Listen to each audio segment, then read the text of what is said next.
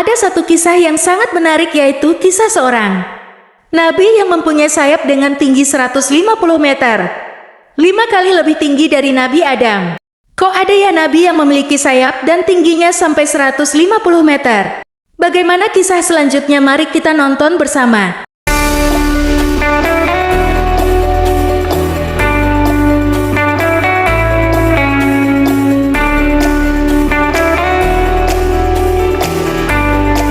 Assalamualaikum warahmatullahi wabarakatuh. Pada topik kali ini, saya ingin membahas tentang kisah seorang nabi yang memiliki sayap dengan tinggi 150 meter, 5 kali lebih tinggi dari Nabi Adam. Siapakah nabi yang dimaksudkan? Dialah Nabi Ilyas alaihi salam. Nabi Ilyas adalah seorang nabi yang disebutkan di dalam Al-Quran dan jarang sekali orang-orang membahas tentang kisahnya. Menurut sebuah riwayat, kalau Nabi Ilyas ini memiliki postur badan 5 kali lebih tinggi dari Nabi Adam. Bahwasanya tinggi Nabi Ilyas tinggi badan 150 meter. Benarkah riwayat tersebut?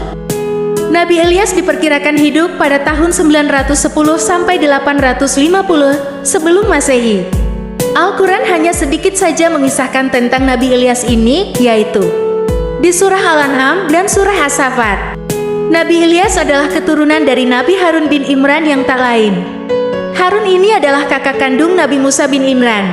Nabi Ilyas ini diutus Allah Subhanahu wa Ta'ala di daerah yang bernama Balabak yang terletak di daerah barat Damaskus. Balabak adalah sebuah kota yang masyarakatnya menyembah patung berhala. Patung-patung berhala yang mereka sembah itu bernama berhala Baal. Dikisahkan berhala Baal ini adalah sebuah patung yang terbuat dari emas dan ditempatkan di bukit-bukit yang tinggi.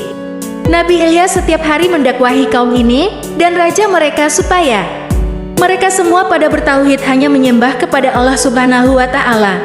Tapi rupanya mereka tidak mau mengikuti ajakan dari Nabi Ilyas. Raja dan masyarakat saat itu telah mendustakan nabi mereka. Setelah bertahun-tahun mereka didakwahi, akhirnya mereka pun merasa jengkel dan risih kepada Nabi Ilyas. Mereka menganggap Nabi Ilyas hanyalah pengganggu dan sering mengancam mereka dengan azab-azab.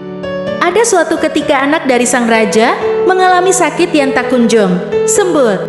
Raja pun berkata pada Nabi Ilyas, "Hai Nabi Ilyas, menurutmu apa yang harus kulakukan untuk anakku yang tengah sakit itu?" Kemudian Nabi Ilyas menjawab, "Tanyalah kepada berhala-berhala yang kalian sembah, siapa tahu mereka bisa membantu." Raja pun sangat kesal mendengar jawaban tersebut. Hingga pada suatu hari raja dan rakyatnya ketika itu bersekongkol untuk mengusir Nabi Ilyas dari negeri mereka. Jadi ketika Nabi Ilyas mendatangi mereka untuk berdakwah, kemudian mereka pun melempari Nabi Ilyas dengan batu-batu. Nabi Ilyas pun tak pernah gentar dan takut untuk terus berdakwah kepada kaumnya supaya mereka tidak tertimpa azab dari Allah Subhanahu wa Ta'ala. Akhirnya pada suatu hari ketakutan Nabi Ilyas pun muncul karena diketahui bahwasanya ada kabar kalau masyarakat di negeri itu mau membunuh Nabi Ilyas. Pada akhirnya mau tidak mau Nabi Ilyas pun pergi meninggalkan negeri itu. Beliau pergi ke suatu tempat yang aman dan tinggal di sebuah gua selama pelarian itu. Jadi setiap hari Allah Subhanahu wa Ta'ala memberikan bantuannya berupa burung gagak yang membawa makanan untuk sang nabi. Pada suatu hari bencana pun datang kepada negeri yang ditinggalkan oleh Nabi Ilyas.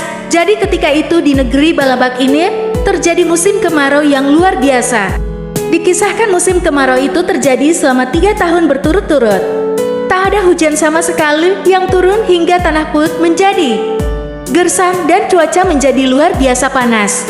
Penduduk kota Balabak yang tidak sanggup bertahan akibat kemarau itu mereka mati satu persatu karena tak ada makanan dan minuman. Para penduduk negeri itu beranggapan bahwa bencana ini merupakan bencana yang ditimpahkan oleh berhala Baal karena Nabi Ilyas telah berdakwah di negeri mereka.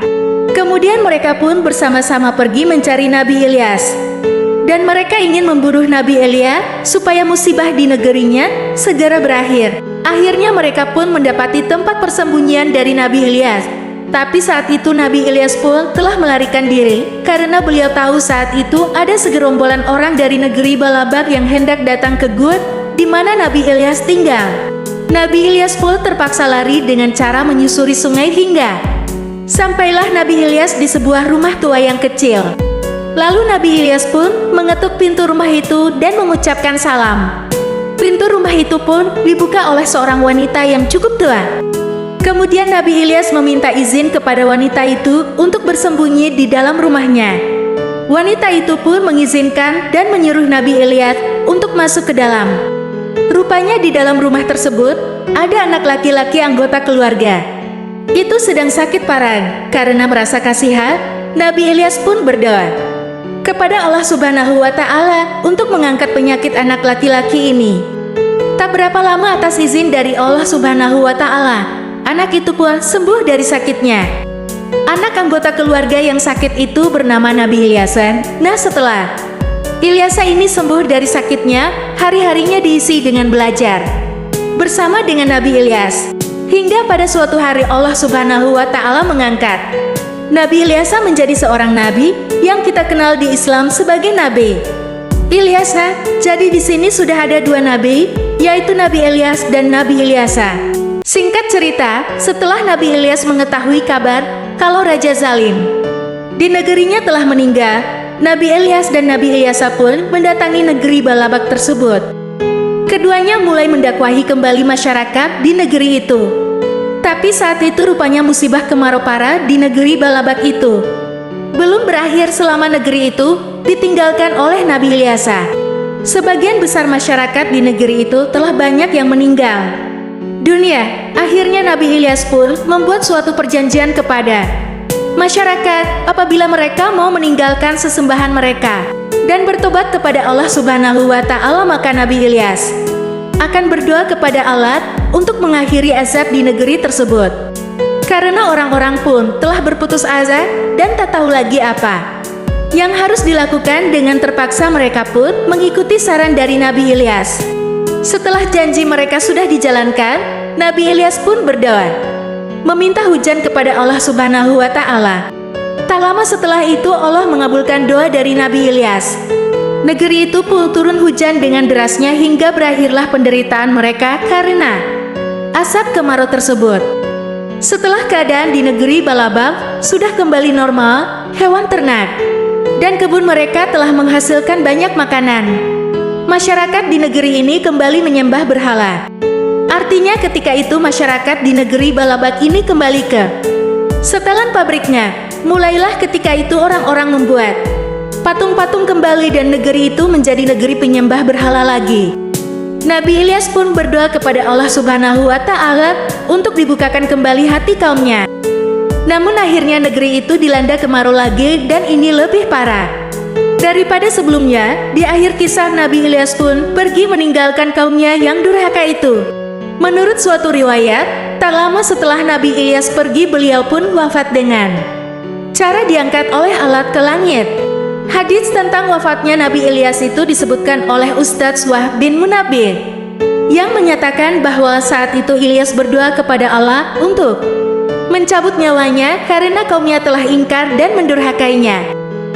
Kemudian datanglah seekor binatang yang warnanya merah seperti api, lalu Nabi Ilyas pun menaiki binatang tersebut. Dan Allah Subhanahu wa Ta'ala menumbuhkan sayap di tubuh Nabi Ilyas serta memakaikan pakaian yang terbuat dari cahaya. Setelah itu Allah Subhanahu wa Ta'ala merubah Nabi Ilyas menjadi malaikat, seorang malaikat manusia yang terbang di langit dan berjalan di bumi. Itulah kisah Nabi Ilyas yang mempunyai sayap. Sekian dari channel ini. Assalamualaikum warahmatullahi wabarakatuh.